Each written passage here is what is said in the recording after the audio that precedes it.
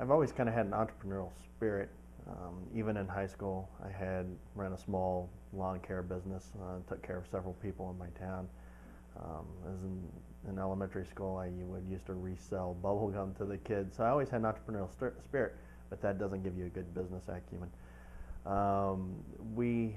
My partner and I went to several conferences to look at just specifically on how to open these. We hired really intelligent people that opened up several of these as consultants. So we had a lot of track record and history and knew what we were getting into financially before we started this. I think it's really important to hire the professionals that know what they're doing to kind of help guide you through that and hold your hand as you go through the business startup phase.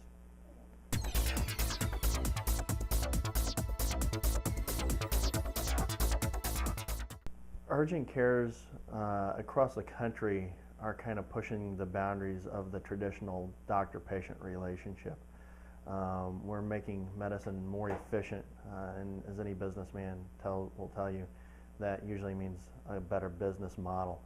And so we are always trying to adapt and stay ahead and be ahead of the curve on these things that are better for the patient and for the business.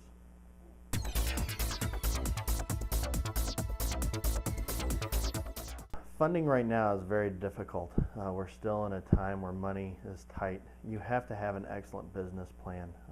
You have to have it written down on paper. You have to have a pro forma that shows what you expect to happen. Again, that goes back to our consultants that we hired. We had a significant amount of help with that. But I was the one that actually wrote the business plan from scratch. You have to know what your strengths and your weaknesses are. You have to go in with eyes wide open, and that requires it. We took that to the Bank of Missouri, and they actually tried to learn what our business was. They really listened to us and understood what we were going to do and made sure that we had adequate funding. One of the big things, you never want to go into a business underfunded. It's a death knell.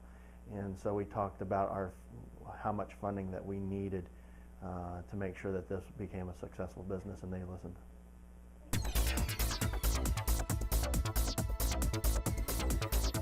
Well, first off, it is where my partner and I, Jason Zaire, live. We wouldn't have done that if we didn't think it had been economically feasible, though. All the demographic studies show that Columbia, Missouri was ripe for an urgent care center, a private urgent care center. The unemployment rate, the demographics, the amount of people that have private health insurance, and on top of that, we have about a 20 to 30% of our population is transient in nature and doesn't necessarily have a primary care physician to go to.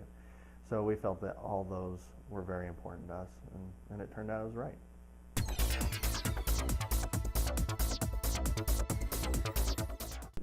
Actually knowing the bankers, because it is a partnership with the bank. They have a vested interest in you. You have a vested interest in them, making sure you mesh with your bank, making sure you can go in and discuss potential issues and problems with them is really important. Being able to just walk in and they know you by your name and you can discuss any problems that you may or may not be having.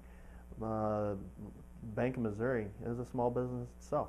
They've been through the startup phase. They can help you out. They understand the issues that small businesses face and can help walk you through some of the issues with that.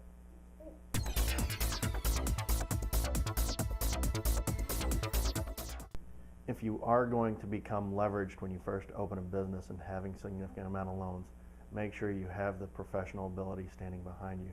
Going out and paying for the knowledge that other people has is incredibly important. Trying to do this on your own is possible, but you're going to end up wasting a lot more money than if you had went out and hired a professional to help you, guide you through the startup phase.